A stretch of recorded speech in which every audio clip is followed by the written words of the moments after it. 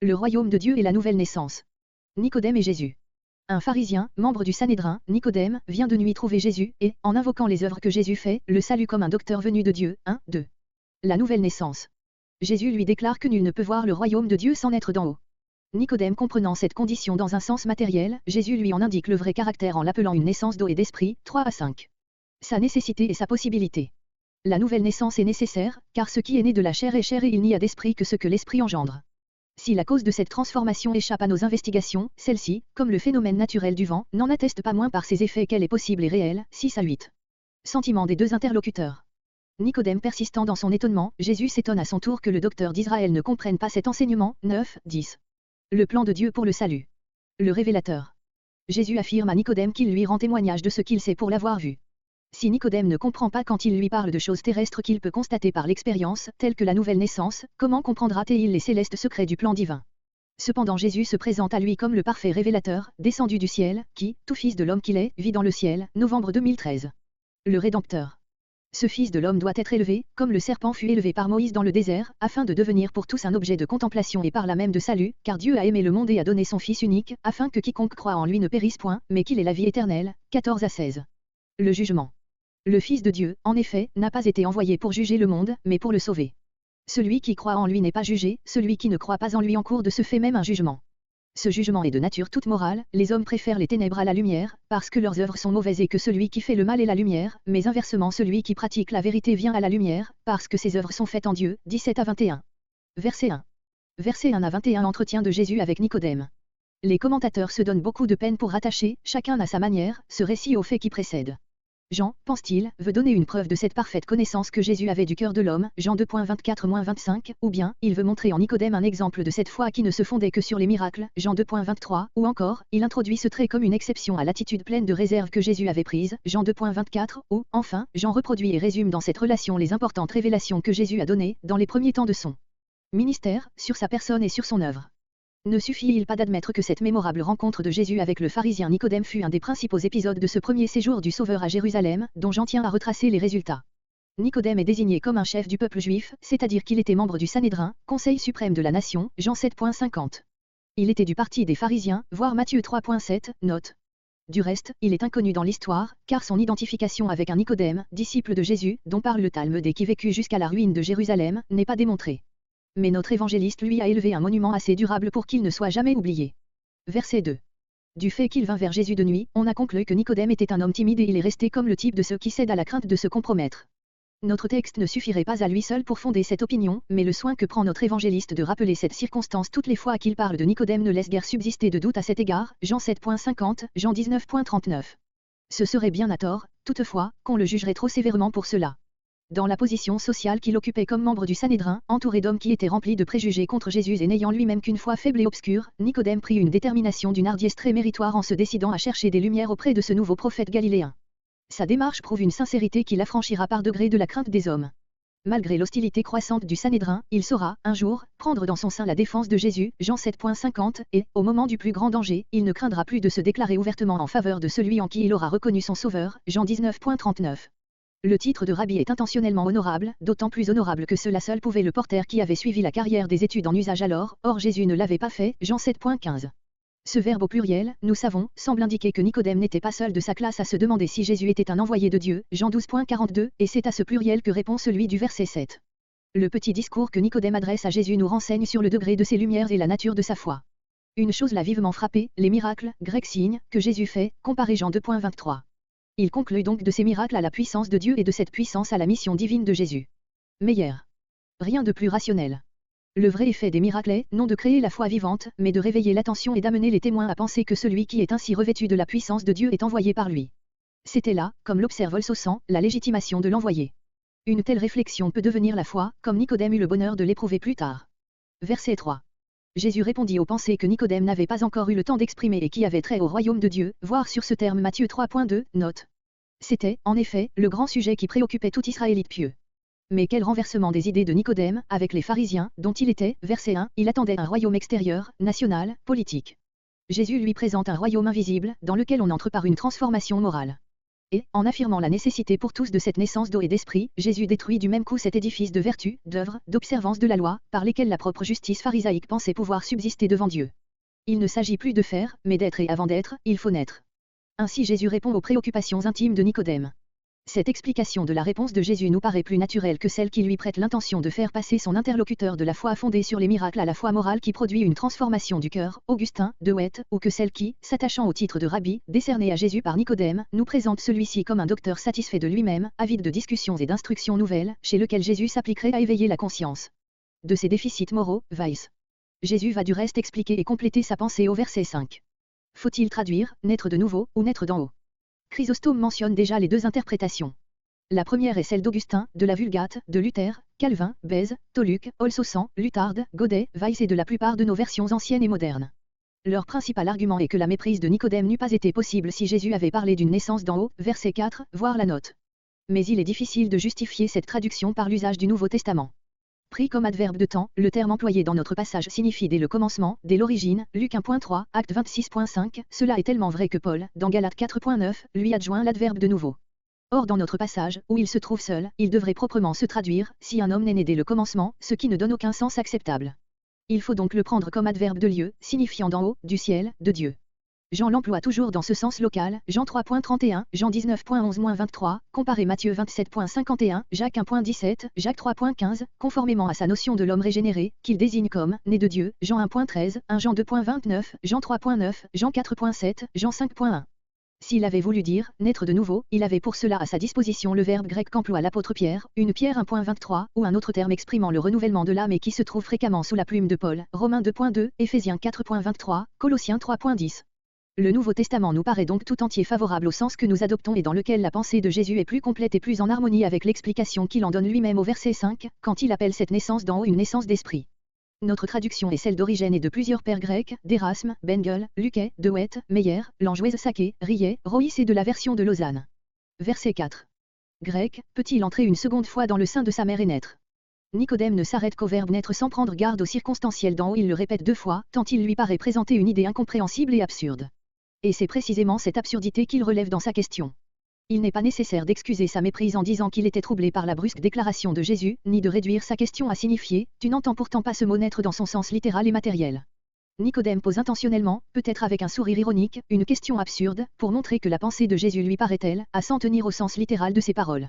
En disant « un homme peut-il naître quand il est vieux ?» il pense probablement à lui-même et se dit qu'il ne pourra, en aucune façon, remplir la condition posée par la parole énigmatique de Jésus, alors même qu'elle lui présenterait un sens acceptable. Il y a de la tristesse dans cette réflexion. Verset 5. Par ces paroles lumineuses et profondes, Jésus élève la pensée de Nicodème bien au-dessus du matérialisme qui a inspiré sa question, il lui indique les moyens par lesquels seul peut s'accomplir la naissance spirituelle dont il lui a parlé. Ces moyens sont l'eau et l'esprit. L'un est le symbole, l'autre la réalité. Nicodème, qui connaissait les Écritures, ne pouvait pas être entièrement étranger au fait ainsi décrit dans les termes même des prophètes, Ézéchiel 36.25-27, Jérémie 33.8, Zacharie 13.1. En outre, il ne pouvait ignorer le baptême d'eau que Jean-Baptiste prêchait et administrait en vue de la repentance, Matthieu 3.11, peut-être avait-il appris que Jean annonçait celui qui devait venir après lui et qui baptiserait du Saint-Esprit, Matthieu 3.11, Jean 1.33. Il pouvait donc comprendre que l'eau, employée dans toutes les purifications rituelles en usage chez les Juifs, était le signe et le sceau de la repentance, de la douleur causée par le péché et qui, en le faisant haïr, purifie la conscience des œuvres mortes, Hébreux 10.22, mais que cette repentance ne suffisait pas, qu'il fallait, pour accomplir la transformation morale appelée par Jésus une naissance d'en haut, l'Esprit, le principe éternel, tout-puissant, créateur de la vie divine, par lequel seul l'homme est régénéré et sanctifié. Tel est l'enseignement de tout le Nouveau Testament et Jésus emploie ailleurs les deux mêmes termes pour désigner la plénitude de la vie nouvelle par le Saint-Esprit, Jean 7.38-39.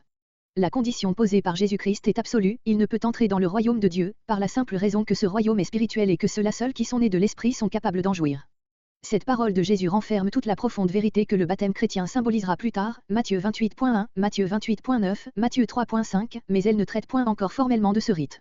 Il en est de même de son enseignement sur la nécessité de manger sa chair et de boire son sang, Jean 6.52 et suivant, où il ne parle pas proprement de la scène, qui n'avait point encore été instituée, mais où il présente à ses auditeurs la vérité éternelle d'une communion intime et vivante du fidèle avec le Sauveur, vérité qui sera un jour figurée dans la cérémonie de la Sainte Seine.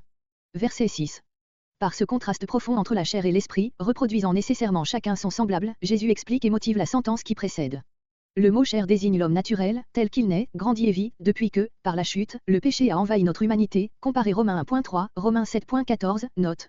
Le mot est pris ici dans son sens moral mais il renferme, en outre, la notion de l'infirmité, de la souffrance et de la mort qui sont la suite du péché. Or, d'un tel homme assujetti à la chair, il ne peut naître que des êtres en tout semblables à lui. Au contraire, ce qui est né sous l'action puissante et créatrice de l'Esprit de Dieu est un être de nature spirituelle affranchi de la domination de la chair pénétrée et dirigé par le même principe qui lui a donné la vie, le Saint-Esprit, voir la note précédente, pour ce contraste de la chair et de l'Esprit, Romains 8.5-9, Galates 5.16-24. Jésus aurait pu dire, ce qui est né de la chair est charnel, ce qui est né de l'esprit est spirituel, mais, en employant le substantif au lieu de l'adjectif, il donne à entendre que la chair ou l'esprit sont l'essence même de l'être qui est sous la domination de l'une ou de l'autre de ces puissances, comparez Jean 6.63, Jean 12.50. La première des deux sentences de ce verset formule, suivant M. Godet, la nécessité de la nouvelle naissance, la seconde sa réalité et par conséquent sa pleine possibilité. Il faut remarquer encore avec Meyer que, bien que Jésus parle d'être personnel, il emploie le pronom neutre ce qui, afin d'indiquer d'autant mieux l'universalité du double principe qu'il pose ici. Verset 7. Voir verset 3, note. Il vous faut, toi et ceux au nom desquels tu as parlé. Verset 2, Bengel. La nécessité de cette naissance d'en haut est absolue pour tous. Verset 8. Pour dissiper si possible l'étonnement de Nicodème, Jésus peint l'action de l'esprit par une comparaison empruntée à la nature. Cette comparaison s'offrait à lui dans le terme même qui, en hébreu et en grec, désigne l'esprit et qui signifie en même temps vent. Il personnifie le vent, il souffle où il veut, et fait remarquer qu'on le constate par ses effets, le bruit, grec la voix, bien qu'on ne sache ni d'où il vient ni où il va, Ecclésiaste 11.5. Il en est de même de l'œuvre de l'esprit, celui en qui elle s'accomplit a conscience de la transformation qui s'opère en lui, il la constate par ses effets, mais il ignore de quelle manière elle s'accomplit. Toute vie est un mystère. Nicodème a demandé, verset 4, et il a demandé encore, verset 9, comment? À cette question, il ne saurait y avoir de réponse propre à satisfaire une curiosité toute intellectuelle.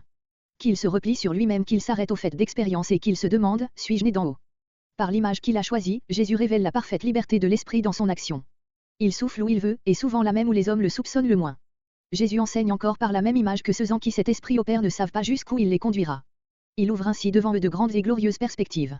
Verset 9. C'est à tort qu'on a pensé que, par cette nouvelle question, Nicodème s'obstine dans son opposition à ce que lui enseigne Jésus. Nous dirons plutôt avec Stier. Maintenant il interroge réellement, au lieu de contredire.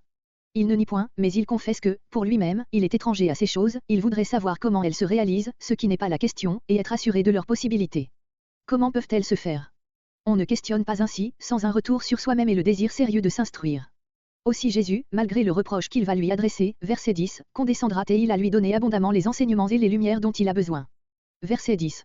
Jésus s'étonne, à son tour et il ne craint pas d'exprimer cet étonnement, au risque d'humilier son interlocuteur, en lui faisant sentir que jusqu'ici il avait négligé la source où il aurait pu puiser les lumières qui lui manquent. Comme docteur d'Israël, le docteur, l'article défini montre que Jésus le considère comme représentant du corps enseignant dans sa nation, il aurait dû avoir compris, pour lui-même et pour d'autres, par les Écritures, les vérités religieuses que Jésus lui enseigne, Ézéchiel 11.19-20, Ézéchiel 36.26-27, Ézéchiel 37.1 et suivant, Jérémie 31.31-34, Ésaïe 44.3-5. Verset 11. Jésus insiste et il veut maintenant faire sentir à Nicodème qu'il y a en lui et dans ses pareils, vous, non seulement de l'ignorance, mais de l'incrédulité. En effet, non seulement ils n'ont point pénétré dans le sens profond des Écritures qui les auraient éclairés, mais voici un témoignage, rendu avec la plus entière certitude, ce que nous savons, reposant sur une intuition immédiate de la vérité divine, ce que nous avons vu, un témoignage affirmé dans les termes les plus solennels, en vérité, et ce témoignage, ils ne le reçoivent point, comparez Jean 3.32, Jean 1.11. Il montre ainsi qu'ils sont animés de l'incrédulité qui repousse les choses divines. Il s'agit moins, en effet, de comprendre celles-ci par l'intelligence que de les recevoir dans le cœur, c'est-à-dire de les croire. Reste une question que les interprètes ont résolue de manière diverse. De qui parle Jésus en employant ce pluriel nous savons, nous disons, nous avons vu, nous témoignons. Quelques-uns, Luthard, Weiss, ont pensé que Jésus associe à son propre témoignage celui de Jean-Baptiste, plusieurs fois rappelé dans les premiers chapitres de notre évangile et qu'il reprocherait ainsi aux pharisiens de ne l'avoir pas reçu. Luther, Bèze, Toluc pense que Jésus veut dire, moi et tous les prophètes, Bengel, moi et le Saint-Esprit, Chrysostome, moi dans mon unité avec Dieu. D'autres n'ont vu dans ce nous qu'un pluriel de majesté, mais cette forme de langage ne se retrouve pas dans la bouche du Sauveur. Monsieur Godet, avec l'ange, Engelstambert, Monsieur Westcott, admet qu'il s'agit des disciples de Jésus, dont un ou plusieurs se trouvaient en ce moment auprès de lui et qui commençaient déjà à devenir les organes de ce doctorat nouveau inauguré par lui. En la personne de Jésus puis dans ses actes et ses paroles, le ciel est constamment ouvert sous leurs yeux, Jean 1.51, déjà ils voient et savent véritablement. Sur ce fondement, déjà ils témoignent. Quelle vivacité, quelle fraîcheur dans la déclaration de Jean et d'André, Jean 1.42, dans celle de Philippe, Jean 1.47, dans l'exclamation de Nathanaël. Jean 1.50, Jésus ne se sent donc plus seul. De là le sentiment de joie profonde qui respire dans ces pluriels, nous disons, nous savons et qui se trahit jusque dans la forme du langage. En effet, Luthard a fait observer avec raison que, nous voyons paraître ici cette forme du parallélisme qui constitue le rythme poétique de la langue hébraïque. Ce trait de style trahit l'émotion et caractérise toujours un moment d'élévation particulière.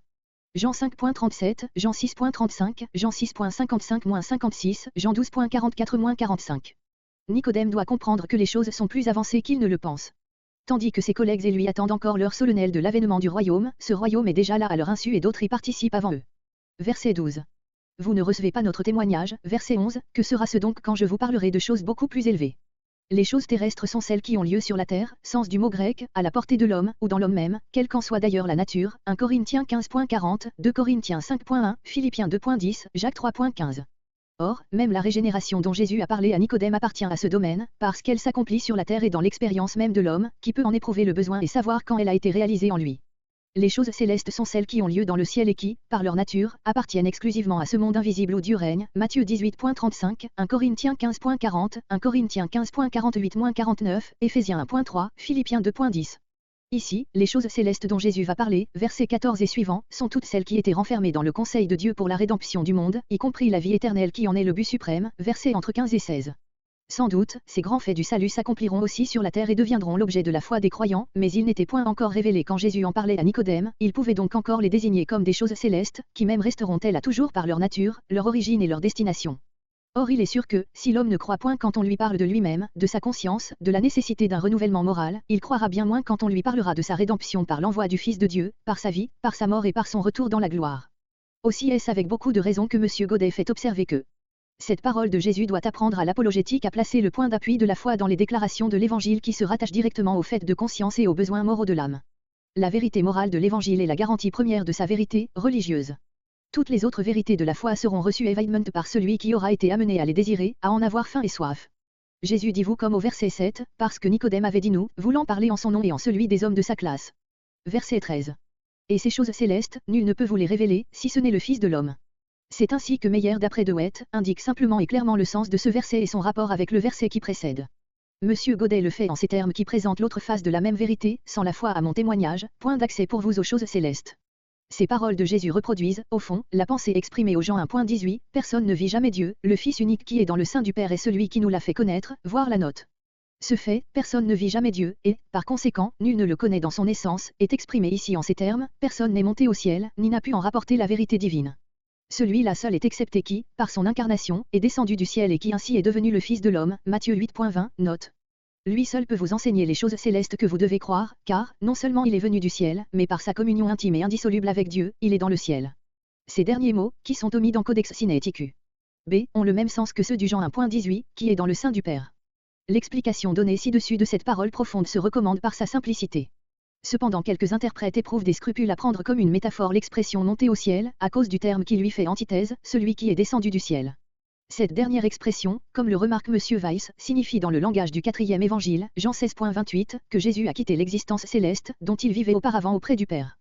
Si donc on prend au propre le terme est monté, il faudrait, avec Meyer Weiss, l'appliquer aux hommes en général, en exceptant Jésus, personne n'est monté au ciel, si ce n'est celui qui, sans y être monté, en est descendu, le Fils de l'homme qui est, par essence, ou qui était, antérieurement, dans le ciel, interprétation qui revient à dire que Jésus explique par son essence divine ou par sa préexistence la connaissance qu'il a des choses célestes. À cette explication M. Godet objecte qu'elle ne tient pas compte du si ce n'est. Cette locution oblige à appliquer à Jésus aussi, mais en le prenant au sens figuré, le verbe est monté. M. Godet croit trouver dans le baptême de Jésus la circonstance où il accomplit l'ascension spirituelle à laquelle il fait allusion. Le ciel alors lui fut ouvert, il y plongea ses regards, il lut dans le cœur de Dieu et il connut à ce moment tout ce qu'il devait révéler aux hommes du plan divin, les choses célestes. Verset 15. Par les déclarations des versets 1 et suivants, Jésus s'efforce d'initier Nicodème à ces choses célestes, verset 12, que lui seul pouvait révéler, verset 13. Le verset 13 énonçait un premier motif de croire, en légitimant Jésus comme révélateur, le verset 14 ajoute, et, à ce premier motif un second, en le présentant comme rédempteur.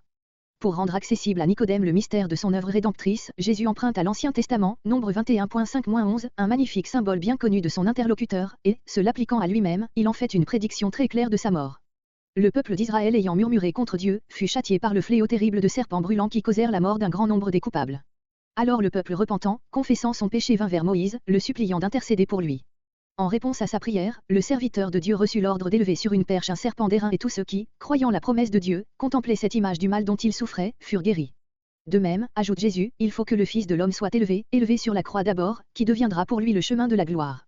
Le sens de ce mot être élevé nous est certifié par d'autres déclarations du Sauveur lui-même, Jean 8.28, Jean 12.32-33, et aussi par le fait que, dans la langue araméenne qu'il parlait, le terme correspondant, qu'il a dû employer, signifie « être élevé sur un poteau, y être pendu ou crucifié ». Il faut, dit Jésus, glorieuse nécessité, fondée sur la miséricorde éternelle de Dieu, sur son conseil déjà annoncé par les prophéties, qui doivent être accomplies. Et le but de cette œuvre immense de l'amour de Jésus sera semblable à celui qui fut atteint au désert pour les Israélites mourants, afin que quiconque croit en lui, grec tout croyant en lui, universalité et richesse de cette œuvre de rédemption, ne périsse point dans son péché, comme les coupables périssaient au désert, mais qu'il ait la vie éternelle. Cette dernière parole se trouve ici pour la première fois dans notre évangile. Elle reviendra très souvent dans la suite. Le don de la vie éternelle implique non seulement le pardon, la réconciliation avec Dieu, mais la participation de l'âme sauvée à la vie de Dieu même, vie impérissable et bienheureuse. Et il faut remarquer le présent, et la vie, qu'il l'ait dès le moment où il embrassera par une foi vivante du cœur ce Sauveur qu'il contemple sur la croix, versets entre 16 et 36. Les mots « ne périssent point », mais, manquent dans Codex Sinaiticus, b. Quelques versions et la plupart des critiques les suppriment, supposant qu'ils ont été copiés par mégarde du verset 16. Mais, comme le remarque M. Godet, il pourrait avoir été écrit par l'auteur pour établir entre notre verset et le suivant ce parallélisme qui est la marque de l'exaltation du sentiment, comparé verset 11 note. Verset 16. Ce verset explique le précédent, car, émoticône clin d'œil, il élève la pensée au-dessus des symboles et montre dans le mystère de la croix la révélation de l'amour éternel de Dieu. Il y a dans cette parole plus à adorer, à croire, à aimer qu'à expliquer. Dieu a tellement aimé, cet amour est le principe et la source suprême du salut. Il a aimé le monde, ce monde déchu, pécheur, en révolte contre lui, il a aimé notre humanité tout entière à laquelle il destinait cette manifestation de son amour. Il a donné, non seulement envoyé, mais abandonné, ce qu'il avait de plus cher, son Fils unique, il l'a livré pour nous tout, comment ne nous donnera-t-il pas aussi toutes choses avec lui? Romains 8.32, comparé à Jean 4.9. Il n'exige de tout homme, pour qu'il ne périsse pas dans son péché et sa misère, que de croire en son Fils, c'est-à-dire de mettre en lui toute la confiance de son cœur. Enfin, il ouvre aux yeux de ce croyant les immenses et bienheureuses perspectives de la vie éternelle, verset 15, note. Plusieurs exégètes de tendances théologiques diverses se sont demandé si les versets qui nous occupent, Jean 4.16-21, sont encore la continuation de l'entretien de Jésus avec Nicodème, ou s'ils renferment une méditation que l'évangéliste y aurait ajoutée et il se décide pour cette dernière opinion. Si elle était fondée, nous n'aurions pas moins ici les pensées que le disciple avait puisées dans l'esprit et dans le cœur de son maître. Mais les raisons invoquées en faveur de cette opinion ne sont pas décisives, les verbes au passé, verset 19, semblent indiquer une époque plus avancée, mais l'attitude que les autorités avaient déjà prise à son égard, Jean 2.18, comme à l'égard de Jean-Baptiste, Jean 1.19 et suivant, autorisait Jésus à s'exprimer ainsi. Le mot de fils unique ne se trouve pas ailleurs dans la bouche de Jésus, il est propre à Jean 1.14-18, 1 Jean 4.9, mais pourquoi Jésus ne s'en serait-il pas servi, lui qui s'appelle si souvent le Fils de Dieu?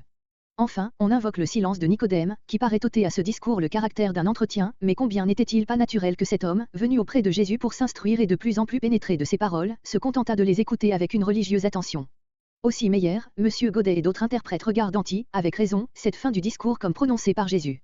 La cohésion de toutes les parties de l'entretien, dit M. Godet, est trop évidente pour permettre la distinction entre la part de Jésus et celle de l'évangéliste.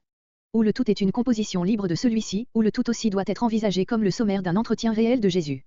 Telle est aussi l'opinion de M. Weiss qui incline vers le premier parti, estimant que l'évangéliste, tout en relatant un entretien qui a vraiment eu lieu, prête à Jésus des pensées, versets entre 14 et 19, que celui-ci a dû émettre dans une situation plus avancée. Verset 17. Jésus confirme dans ses paroles, car, que le but de sa venue dans le monde était bien de manifester l'amour éternel de Dieu, verset 16, et non de juger le monde. Le dessein de cet amour est si universel, que le monde entier pourrait être sauvé par Jésus-Christ. Cette universalité du salut est exprimée encore de la manière la plus solennelle par la triple répétition du mot monde, comparé Luc 19.10. Mais Jésus, en proclamant ainsi le but miséricordieux de sa venue, est bien éloigné de nier, comme on l'a prétendu, le jugement dernier, qui, au contraire, lui est réservé pour la fin des temps et qu'il annonce de la manière la plus solennelle, Jean 5.28-29. Et, même pendant son séjour sur la terre et tout en annonçant la miséricorde divine, le Sauveur exerce, par la puissance de la vérité, un autre jugement actuel, intérieur, auquel nul homme n'échappe, versets entre 18 et 19, comparé Jean 9.39. C'est donc bien à tort que nos anciennes versions rendent le mot jugé par celui de condamné. Cette erreur a été commise, parce qu'on a confondu les deux jugements très distincts que nous venons de signaler. Remarquons encore que par ce dernier développement, versets 17 à 21, Jésus rectifie les idées de Nicodème. Jésus qui vient de révéler l'amour rédempteur envers le monde entier, dévoile maintenant à Nicodème la nature du vrai jugement. Et cette révélation aussi est une transformation complète de l'opinion reçue. Ce ne sera pas entre juifs et païens, ce sera entre croyants et incrédules, quelle que soit leur nationalité, que passera la ligne de démarcation. Godet. Verset 18. Puisque le Fils de Dieu est venu, non pour juger, mais pour sauver, celui qui croit en lui, qui a embrassé en lui la grâce divine, qui s'est donnée à lui, n'est point jugé. Le jugement a bien dû s'exercer dans sa conscience, par la vérité et l'amener à la repentance, mais maintenant il en est affranchi et il respire dans l'atmosphère de la grâce et de l'amour divin, il en a le témoignage au-dedans de lui, 1 Jean 5.10. Jésus confirme abondamment cette précieuse parole en déclarant que le croyant est affranchi, même du jugement final, Jean 5.24, où il ne comparaîtra que pour voir constater au grand jour son état d'âme. Mais, particule omise dans Codex Sinaiticus, B, ajoute le Sauveur, celui qui ne croit point, qui persiste dans son incrédulité est déjà jugé, par le seul fait que le Fils unique de Dieu s'est présenté à lui, plein de grâce et de vérité et qu'il l'a repoussé en lui fermant son cœur. Il reste dans son péché, auquel il a ajouté le péché le plus grave, le mépris de la miséricorde divine. Verset 19. Jésus pénètre plus profond encore dans l'âme humaine et y découvre la nature et la cause du jugement. C'est que la lumière, c'est-à-dire la vérité et la sainteté divine, sont apparues dans le monde par la venue du Sauveur et qu'en présence d'un tel être, une décision, une crise, un jugement s'opère en toute âme, où elle aime la lumière et se donne à celui qui la fait resplendir, où elle aime mieux les ténèbres, c'est-à-dire l'erreur, le mensonge, le mal et elle s'y réfugie pour se livrer à ses œuvres qui étaient mauvaises et qui le restent. Le Verbe à l'imparfait montre que ses œuvres étaient déjà mauvaises avant le jugement intérieur dont il s'agit. En rejetant Jésus l'homme se juge. L'enquête la plus rigoureuse sur toute sa vie ne constaterait pas mieux sa disposition opposée au bien, que ne le fait son incrédulité. Godet. Verset 21. Ces deux versets, versets entre 20 et 21, confirment et développent, car, la grande vérité morale exprimée au verset 19. Quiconque se livre à des œuvres mauvaises ou fait le mal non seulement n'aime pas la lumière, verset 19, mais il la hait, parce qu'elle révèle, accuse et condamne les dispositions intimes de son cœur et il se garde bien de venir à la lumière, c'est-à-dire, de s'approcher de Jésus, car il sait que ses œuvres seraient reprises, convaincu de culpabilité, comme devant un tribunal. Il en est tout autrement de celui qui pratique la vérité morale, qui, dans les écrits de Jean, est souvent à peu près synonyme de sainteté, Jean 4.23, Jean 8.44, 1 Jean 1.6, et qui, ici, est tout l'opposé des œuvres mauvaises, verset 19, ou du mal, verset 20. Faire la vérité désigne l'effort persévérant d'élever sa conduite à la hauteur de sa connaissance morale, de réaliser l'idéal du bien perçu par la conscience. Romains 7, Godet. Celui qui agit ainsi vient à la lumière, s'approche avec confiance du Sauveur, ne craignant point, mais désirant, que ses œuvres soient manifestées. C'est qu'il a en lui le témoignage que ses œuvres, sa vie, les dispositions de son cœur sont faites en Dieu, en communion avec lui, en conformité avec son esprit et sa volonté. On peut se demander avec Monsieur Godet si cette expression n'est pas bien forte pour caractériser les œuvres de l'homme sincère, avant qu'il ait trouvé Christ. Mais soit en Israël, soit même en dehors de la sphère théocratique, c'est d'une impulsion divine que provient tout bien dans la vie humaine, Jean 6.37-44. Partout où il y a docilité de la part de l'homme envers cette divine initiative s'applique cette expression d'œuvre faite en Dieu, qui comprend aussi bien les soupirs du péager humilié et du croyant repentant que les nobles aspirations d'un Jean ou d'un Nathanaël. Ainsi, malgré la sentence générale du verset 19, Jésus reconnaît qu'il y a des hommes qui, même avant de venir à lui, la lumière parfaite, ont un cœur sincère et droit, aimant la vérité et cherchant la lumière. Quiconque est de la vérité, écoute ma voix, Jean 18.37. Ce sont les âmes que le Père attire au Sauveur, Jean 6.44, et qui ne lui résistent pas. Cette parole, qui termine l'entretien, était un encouragement pour Nicodème, qui était lui-même venu à Jésus. Verset 22. Versets 22 à 36 Jésus en Judée, dernier témoignage de Jean-Baptiste. Après cela, c'est-à-dire après ce premier séjour à Jérusalem, Jean 2.13 et suivant, où eut lieu l'entretien avec Nicodème, verset 1 et suivant. Jésus quitte la capitale, où sa manifestation dans le temple et les miracles qu'il avait accomplis n'avaient pu lui assurer l'adhésion générale ni l'approbation des autorités théocratiques. Il en a conclu que l'œuvre de préparation accomplie par Jean-Baptiste doit se poursuivre encore et il s'y associe lui-même, il se rend dans les campagnes de la Judée pour séjourner là quelque temps avec ses disciples. Là aussi, il joint à la prédication le baptême. L'évangéliste rectifie et complète le renseignement qu'il donne ici, en disant que ce n'était pas Jésus lui-même qui baptissait mais ses disciples, Jean 4.2. Ce baptême était comme celui du précurseur, un baptême administré en signe de repentance, le baptême d'esprit n'eut lieu qu'après la Pentecôte, Jean 7.39, Acte 1.5. Dans l'Église chrétienne, ces deux baptêmes furent réunis en un seul, qui devint le sceau de la régénération, Éphésiens 5.26, Éphésiens 3.5. Verset 23. Jean continuait son œuvre, parce qu'à ses yeux le royaume de Dieu en vue duquel il prêchait et bâtissait, n'était pas encore établi. Il lui fallait, pour mettre un terme à sa mission, un ordre de Dieu, il le reçut bientôt par le fait de son emprisonnement. On n'a que des conjectures sur la situation précise de ces deux localités Inan et Salim. Le premier de ces noms est dérivé probablement d'un mot hébreu qui signifie les sources et le second est dans les Septante la transcription du nom hébreu de Shilshim, qui veut dire les conduites d'eau, les ruisseaux. Cette double signification est en harmonie avec cette observation de l'évangéliste, qu'il y avait là beaucoup d'eau. On en a conclu, avec raison, qu'alors Jean ne bâtissait pas dans le Jourdain, sans quoi cette remarque eût été superflue. Les deux noms Shilshim et Aïn se trouvent réunis dans une énumération des villes de la contrée du Midi, de Jude, Josué 15.32. Verset 24. L'évangéliste explique comment l'activité de Jean-Baptiste pouvait continuer encore. Mais pourquoi cette observation était-elle nécessaire? Évidemment parce que le récit des deux premiers évangiles, Matthieu 4.12, Marc 1.14, qui ne suivait point un ordre chronologique rigoureux, laissait croire que l'emprisonnement de Jean-Baptiste avait eu lieu avant le premier retour de Jésus de Judée en Galilée, immédiatement après son baptême.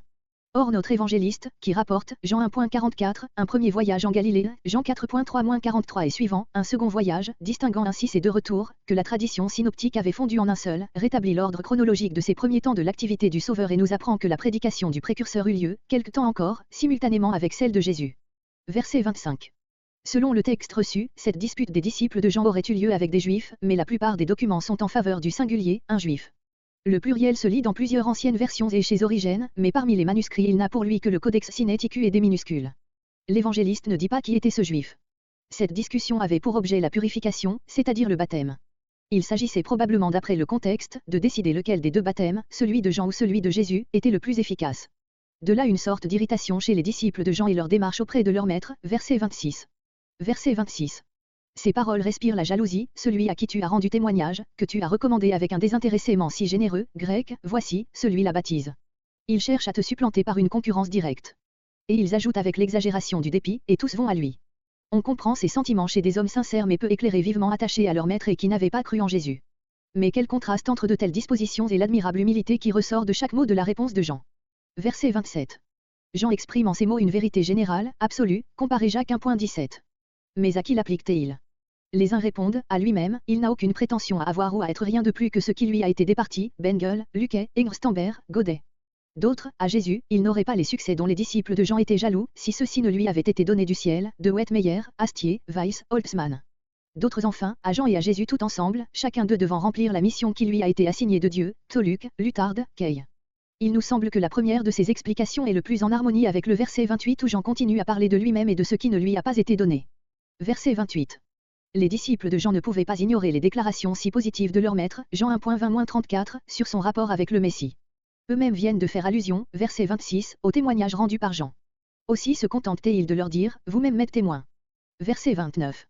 Le précurseur montre encore, par une belle et touchante image, quelle est sa position subordonnée à l'égard du Sauveur, lui et l'époux, à qui appartient l'épouse, c'est-à-dire l'Église qu'il a rachetée. Jean n'est que l'ami de l'époux, mais cela suffit pleinement à sa joie. Cette image, Jean l'avait trouvée dans l'Ancien Testament, Ésaïe 54.5, Ésaïe 62.5, Osée 2.16 et suivant, mais quelle vue profonde fallait-il qu'il eût de l'Écriture et du Messie, pour appliquer à ce dernier ce que les prophètes avaient dit de l'union de l'Éternel avec son peuple.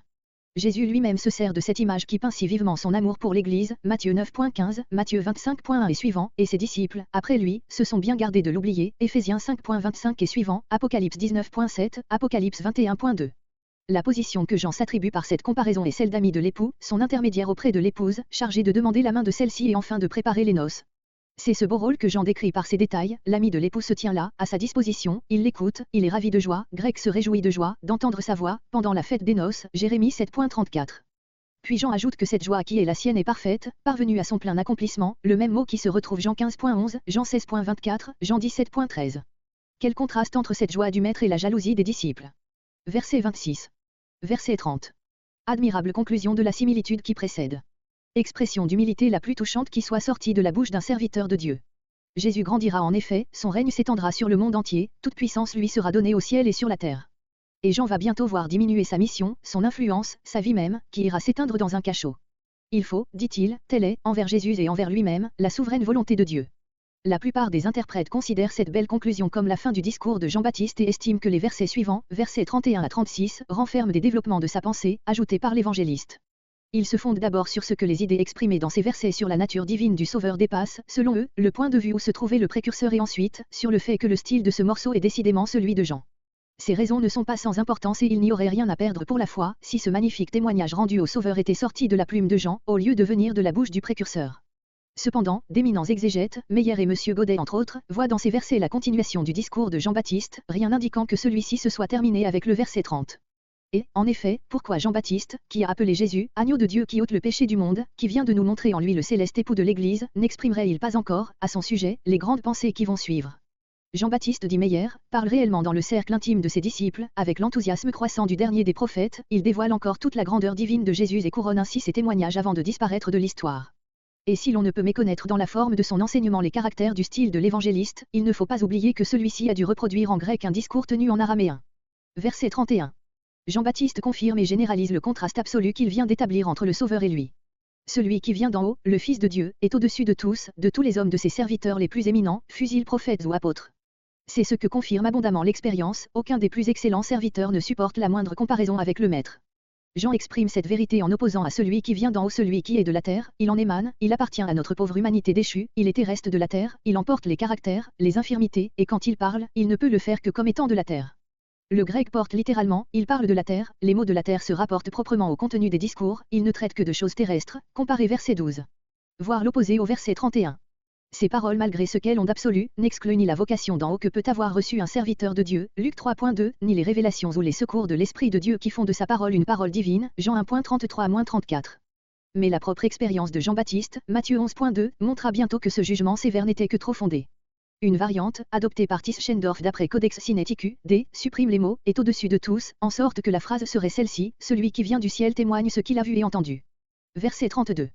Celui qui vient du ciel et parle de ce qu'il a vu et entendu a une connaissance immédiate et parfaite de ce qu'il affirme, comparez versets entre 11 et 13, note. Grand contraste avec, celui qui est de la terre. Comment Jean peut-il ajouter cette réflexion attristée, mais personne ne reçoit son témoignage. On venait de lui dire, tous vont à lui, verset 26, lui-même a exprimé toute sa joie de voir les prémices de l'Église se réunir autour du céleste époux, verset 29. C'est que Jean pas plus que l'évangéliste, Jean 1.10-11, pas plus que Jésus lui-même, verset 11, ne se faisait d'illusions sur les dispositions du cœur de l'homme, il reste vrai que, auprès de la masse des incrédules et des indifférents, le nombre de ceux qui se donnent à Jésus est infiniment petit. Ce mot, personne, est l'hyperbole d'une profonde douleur, Meyer, et Jean-Baptiste lui-même va en modifier l'expression en parlant, verset 33, de ceux qui reçoivent le Sauveur. Verset 33. Celui qui a reçu dans son cœur par une foi vivante, le témoignage rendu par Jésus-Christ, grec, a par là même scellé, certifié au moment de son sceau, le fait que Dieu est vrai ou véridique. C'est ce qu'explique, car, le verset 34, en affirmant que le témoignage de Jésus est celui de Dieu même, celui que Dieu a envoyé par les paroles de Dieu lui-même. La foi, la confiance du cœur est en elle-même, de la part du croyant, une attestation de la véracité de Dieu, tandis que celui qui ne croit pas Dieu, le fait menteur, 1 Jean 5.10. Le verbe sceller, employé dans un sens figuré et spirituel, revient souvent dans le Nouveau Testament, Jean 6.27, 1 Corinthiens 9.2, 2 Corinthiens 1.22, etc. Verset 34. Grec, car Dieu, ce mot manque dans Codex Sinaiticus, B, C, il est probablement une glose, ne donne pas l'esprit avec mesure. Ce qui n'est pas donné avec mesure, est donné sans mesure, avec une abondance infinie, comme Dieu donne. Mais à qui le donne-t-il ainsi? Évidemment à celui qui l'a envoyé, verset 34, à son Fils qu'il aime et à qui il a remis toutes choses, verset 35. Aussi est-ce avec raison que toutes nos versions suppléent le pronom lui, qui n'est pas dans le grec et sans lequel cette phrase générale n'aurait aucun sens, de Wet. En effet aucun prophète n'a reçu l'Esprit de Dieu d'une manière infinie et permanente. Chaque croyant le reçoit dans la mesure que Dieu lui dispense, le Fils de Dieu seul en a toute la plénitude, Colossiens 1.19. En parlant de ce don de l'Esprit, Jean-Baptiste pense sans doute à ce dont il a été témoin au baptême de Jésus, Jean 1.32. Verset 35. Grec, a donné tout dans sa main, l'a mis en sa puissance. C'est dans cet ineffable rapport d'amour qui l'unit au Père, que le Fils possède non seulement la plénitude de l'Esprit, mais toutes choses. Tout ce qui est à moi, est à toi et ce qui est à toi, est à moi, Jean 17.10, Jean 13.3, Jean 17.2, Matthieu 11.27, Matthieu 28.18, 1 Corinthiens 15.27, Éphésiens 1.22. Verset 36. Telle est la conclusion pratique de tout ce qui vient d'être dit du Fils de Dieu, la foi en lui ou l'incrédulité à son égard ont des conséquences qui se prolongent jusque dans l'éternité. Croire en lui c'est avoir actuellement la vie éternelle, et non aura. Lui-même est la vie, Jean 14.6, être avec lui, par la foi, dans une communion vivante, c'est posséder, en lui, cette vie impérissable qui, un jour, s'épanouira pleinement dans le ciel, Jean 5.24. Mais quel contraste entre cette déclaration et la sentence qui suit. On s'attendait à ce qu'à ces mots, croire au Fils, serait opposé ceci, ne pas croire, au lieu de cela, nous lisons, désobéir au Fils. C'est que, comme la foi est un acte moral de la conscience et du cœur qui constitue l'obéissance même, l'incrédulité est une révolte morale de l'homme pécheur contre celui qui lui offre le salut. À ce verbe au présent, à la vie, se trouve opposé un verbe au futur, ne verra point la vie, ni maintenant, ni plus tard. D'une part, la vie éternelle, d'autre part, la colère de Dieu, qui est l'indignation de la sainteté contre le péché et l'ingratitude. Cette colère demeure sur l'incrédule, elle était donc déjà sur lui par l'effet du péché héréditaire, Éphésiens 2.3, elle reste sur lui et s'accroît par le fait du mépris de la grâce offerte. Ces paroles sont la conclusion vraiment prophétique du discours et de tout le témoignage du précurseur. C'est comme s'il avait dit, avec Moïse, voici j'ai mis devant toi la vie et la mort. Deutéronome 30.15.